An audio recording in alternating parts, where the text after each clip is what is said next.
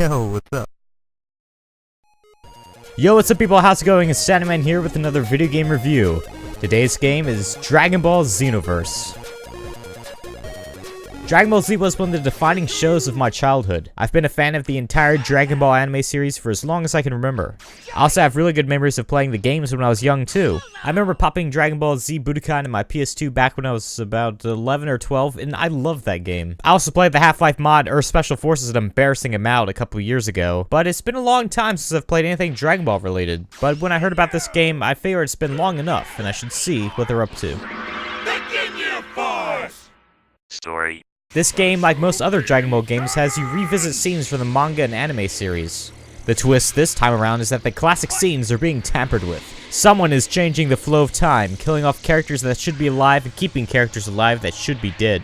It's up to you and Trunks to correct these changes in time, and to uncover the causes behind them.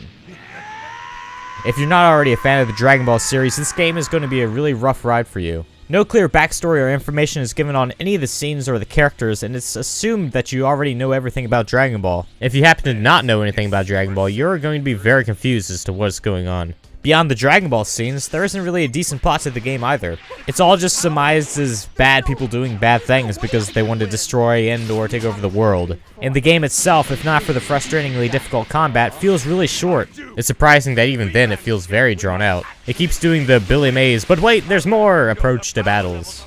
I think it's safe to say that the plot in Xenoverse is an extremely uninteresting part of the game, but if you're not looking for a groundbreaking plot and just something to tie the battles together, it does the job just fine. Nothing seems to be going our way. Gameplay.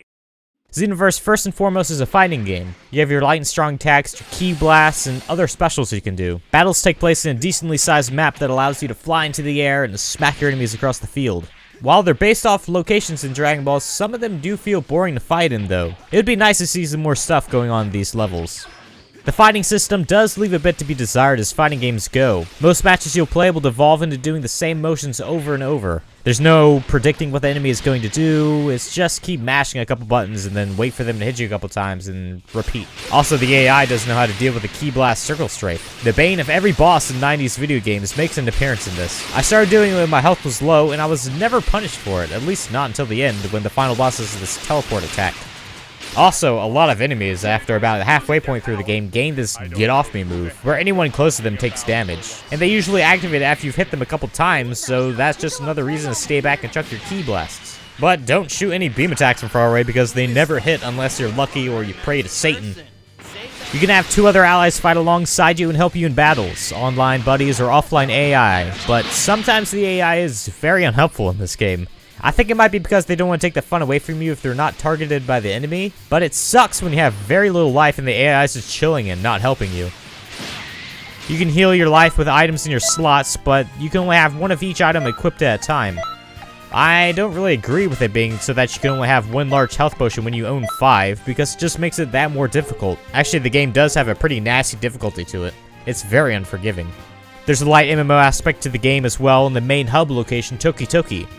Here, you can meet all kinds of people running around. You can ask them to go on co-op battles with you, and you can fight against them. You also run around to different shops to buy armor, special attacks, items, and accessories. I'm playing this on PS4 where you need PS Plus to have online functionality, but I didn't have many friends that were playing Xenoverse, so I didn't bother with buying an entire PS Plus subscription just for this game, so I never got to see the online aspects. At the beginning of the game, in the character select screen, it does offer you a free 2-day pass, however. For offline mode, Toki Toki City is instead populated with these motionless bots to make it not feel so empty.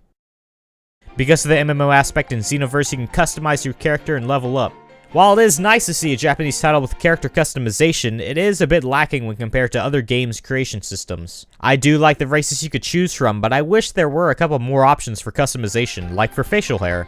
This is the only one I could find, and it makes me look dumb. It's not too big of an issue though. Once you create your first character, to make another you have to either delete them and start anew, or go all the way through the game to unlock the other character slots. You can also reset your character while keeping your story progress if you collect the 7 Dragon Balls, I think. But good luck with that. The Dragon Balls are collected by defeating other time patrollers in parallel quests. People have figured out the best places to find patrollers like this one, where there's a chance they'll spawn after defeating Tien, Yamcha, and Krillin. Your biggest foe in this quest for the Dragon Balls is going to be the random number generator. Basically, this algorithm randomly decides if you get a time patroller, if that time patroller drops a Dragon Ball, and the number of that Dragon Ball awarded. I should make it clear that after 15 plus hours of playing, I never got the last Dragon Ball. The way someone described it online was that by the time you get 6 Dragon Balls, when you defeat a time patroller trying to get the 7th, you have a 6 out of 7 chance of getting nothing. And from my experience, that was pretty true. It was really disappointing not being able to get that last one. I must have played the same parallel quest more than 60 times just praying to the algorithm gods to have pity on me. While navigating around Toki Toki City, you can see some of the characters from the show milling about. As you go through the story, more and more of them are locked around town and for use in parallel quests. Some of them can take you up as an apprentice as well and teach you their unique specials. One strange issue I kept running into, though, is I could never find someone when I wanted to. Each time you restart the game, it seems their locations in Toki Toki are shuffled around, so I can never find the same person twice. For the longest time, I thought they just disappeared if you said no to becoming their apprentice, but I guess not, they just swap around to different places. And Toki Toki in general, while pretty, is annoying at times without a fast travel system. You move fairly slow in this game, especially for a series that's instant transmissions and flying. And while it isn't that large of a location, it's still grueling when you just want to get somewhere. Especially when you're playing offline and there's no reason to walk around besides going to different shops and doing parallel quests.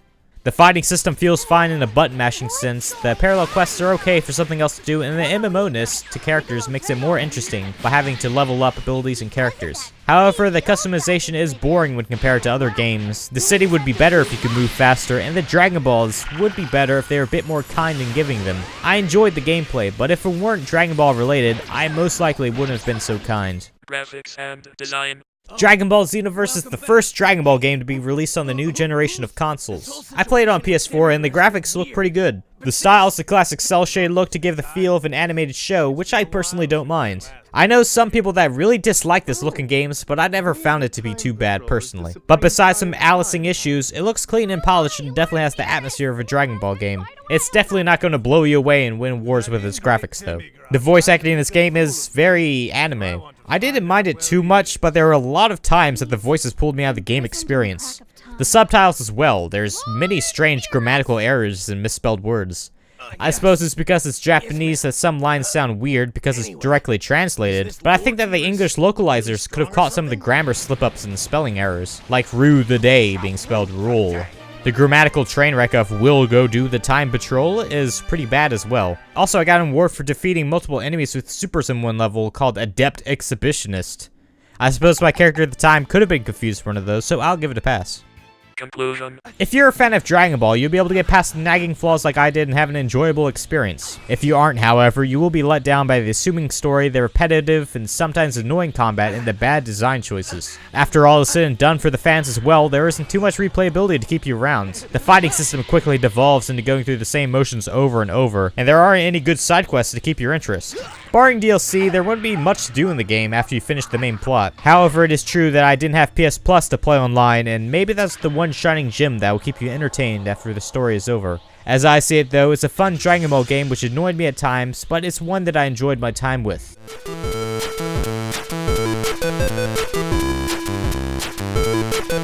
Hey people, thanks for listening to my review. This is the first one on my new channel, The Soundy Man.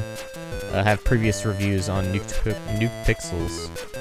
I did Shadow Mordor, Destiny, Gauntlet, Watch Dogs, stuff like that. I like Dragon Ball Xenoverse. It was really good from a fan kind of standpoint, because, you know, I enjoyed it, but like, just kind of as a game, it wasn't really that great. Like, the fighting system isn't interesting enough to keep me around as someone who plays fighting games. But, I mean, it has the characters in it, and I want to get I was about to give it like a 7 out of 10, but I knocked it down like 1 point, because it was really difficult, and I had a really frustrating time trying to complete it. Now, I know this is coming out, like 2 weeks after Dragon Ball was released, or maybe more, probably more. But, Gamefly hadn't sent it to me for a long time, so I finally got around to doing it. But yeah, thanks for watching this all the way through if you did. You can also check out the podcast that was just uploaded yesterday. I'm not sure when I'm gonna release this, probably just a couple hours ago. Yeah, it's the new podcast for Unicorns of the Round Table that we did. It's NPC Talk, that's what I called it, and I had a fun time recording that. That was a really good episode. So, yeah, thanks for listening to the review. You can check that out if you want, subscribe, like, all that stuff, and I'll see you in the next one.